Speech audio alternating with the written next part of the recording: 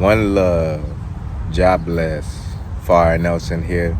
And today I'm here to talk to you about watching out for these universal signs that you may be experiencing, especially in this month, but in life in general. You know, as we go along our spiritual path of growing and starting to know ourselves truly as our true spiritual self, we realize that there's certain times of the year or certain times, you know, in life in general where things just seem so chaotic, things seem so hectic, things seem so out of control that it seems like even the Most High isn't even in control. It seems like all your efforts have been for nothing. It seems like everything could just fall apart tomorrow. You know, we all experience situations and even just simply emotions that make us think that we are off track, that make us think that we are not doing enough, you know, that make us think that we may be not enough, that we may be doing something wrong, we may be praying to the wrong God, we may be practicing the wrong spiritual practices, you know. So when we get into these situations of life, into these maybe blocks, even you might even call them in life, where we have a lapse of understanding of the divine alignment that we have been blessed with, when we take that spiritual path, when we take that walk and switch from the ways of the world and turn to the ways of the Most High, we may think that we are immune to chaotic situations. We may think that we no longer are able to have chaos, you know, in our life. And truthfully, we aren't, you know. But materially and, you know, physically, it seems like chaos is generating in our life, when really it's the same as it always has been. It's the Most High guiding us. It's the Most High giving us a blessing in a different way. It's the Most High letting us have so much mercy put upon us that we maybe have this perceived problem into this little bit of standard, you know, while so many other people have these things going on.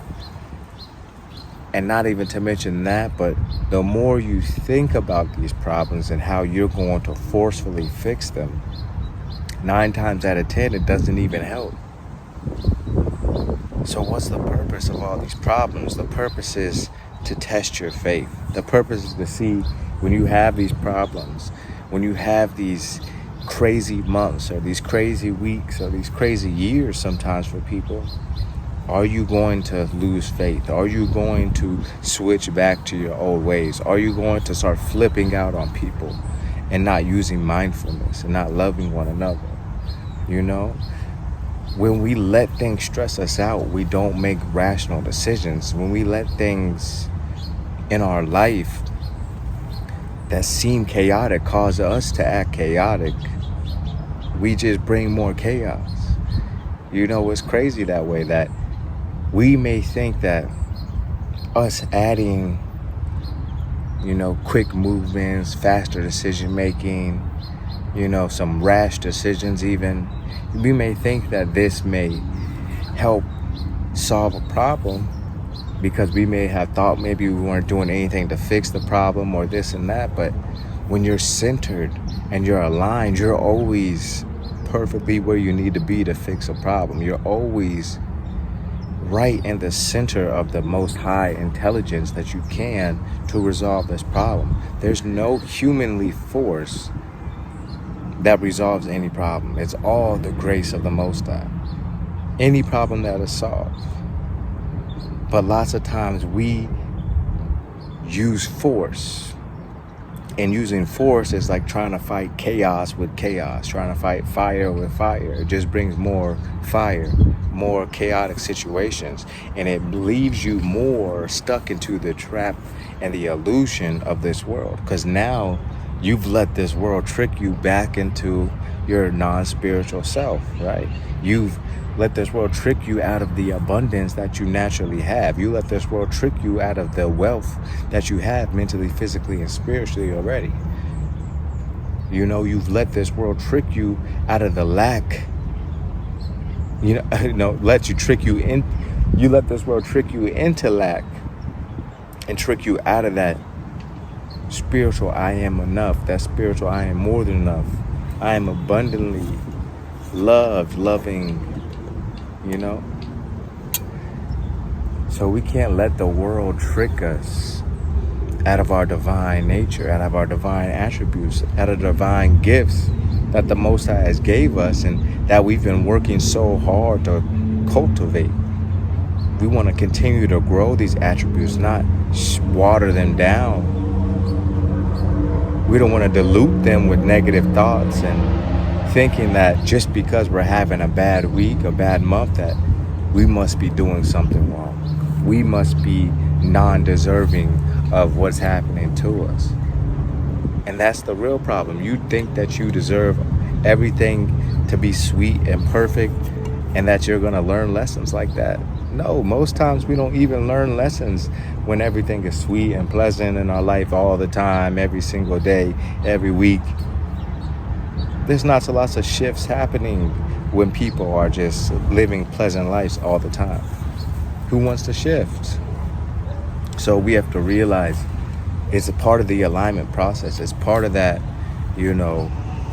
not always it's not always a judgment that is happening to us, but it's really, a growing process. It's really a strengthening test for us. It's part of the love of the divine. A hectic week, a hectic month. If you're still alive in this hectic week and hectic month, it's a blessing. Your purpose is still being enacted.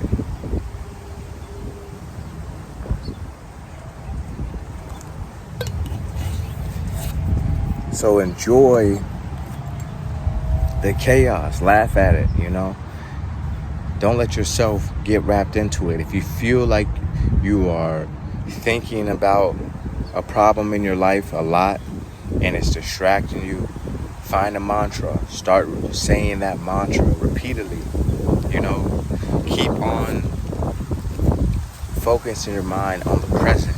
And if you can't focus on the present, go into a spiritual practice. But find you a way to get out of your head if you find yourself constantly thinking about your problems and how you can fix it, and you need to figure it out right now, and if you're not doing it right now, you're just going to keep thinking about it.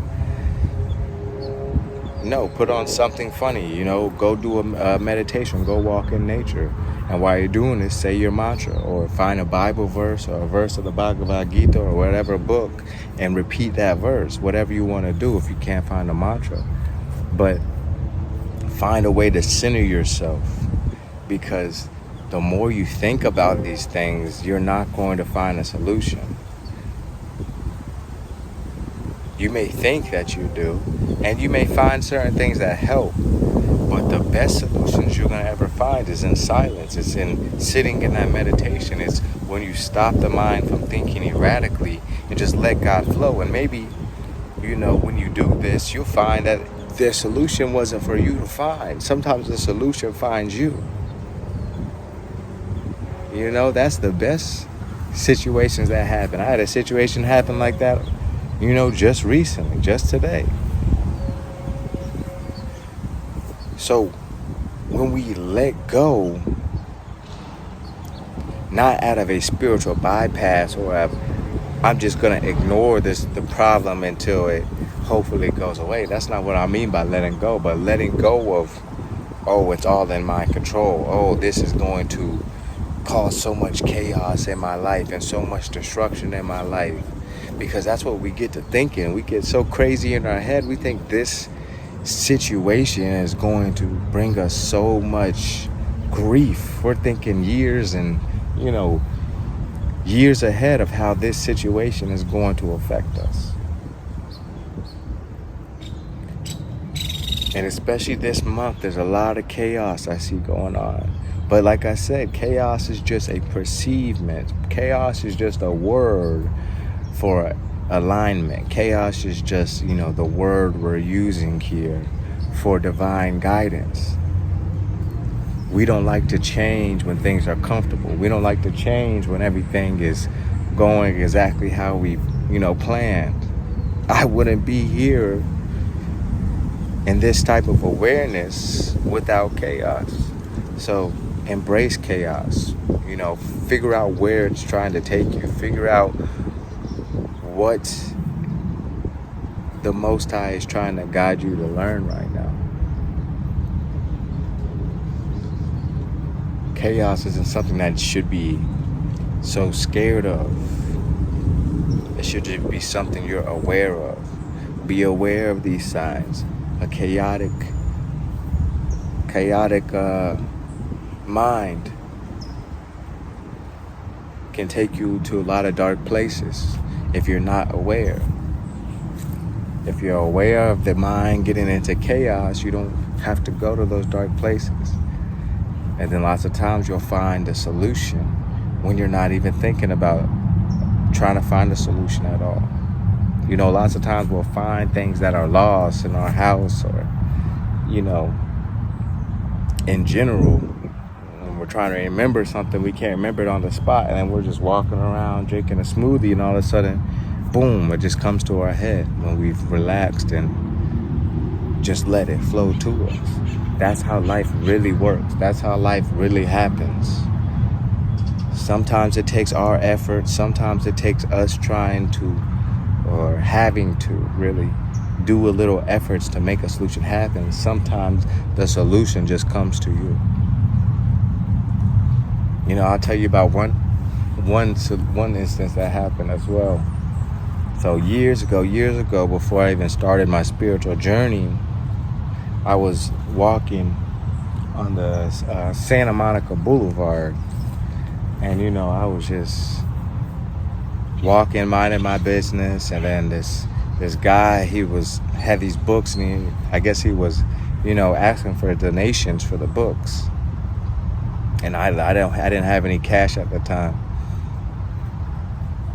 and back then I probably wouldn't even gave him any cash for the books. I didn't really read,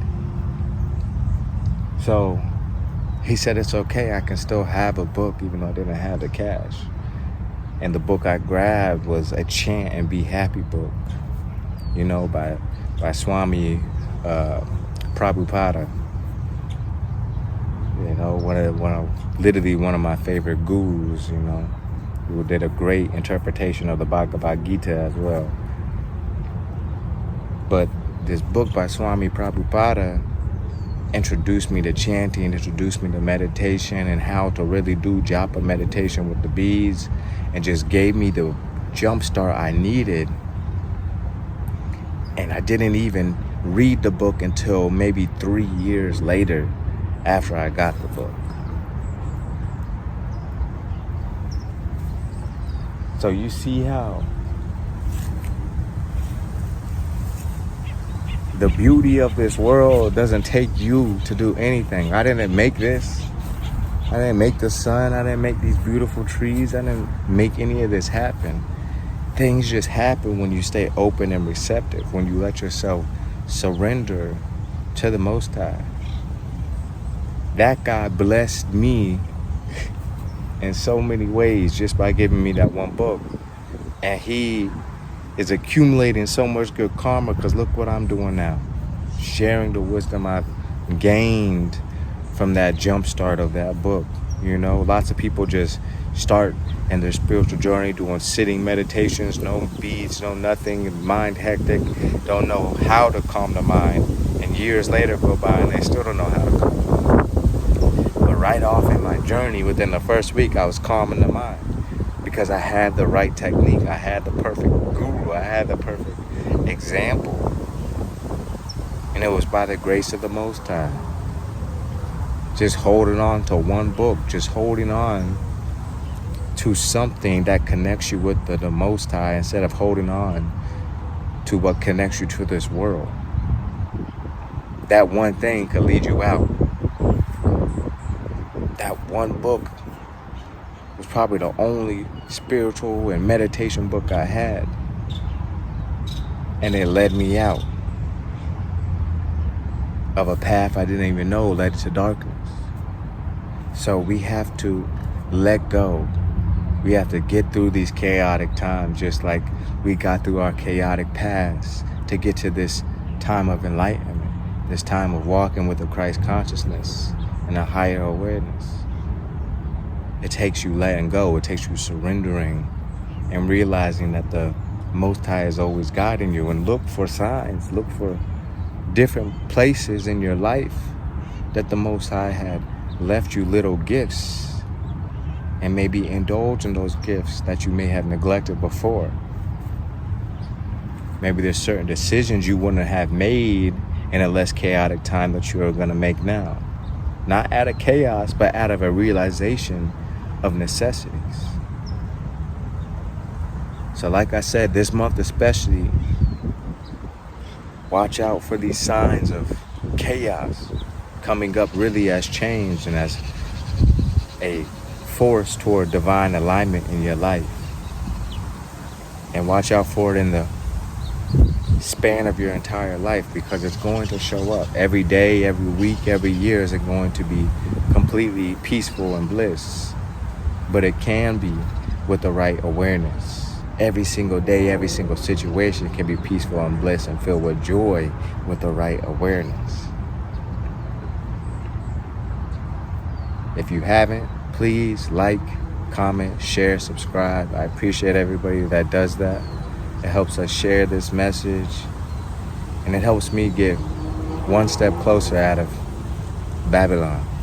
Because right now I'm in the Garden of Eden, but we still are in the Babylon system. But one day, when our work is over, we all will be in the home of Zion. One love. Ciao.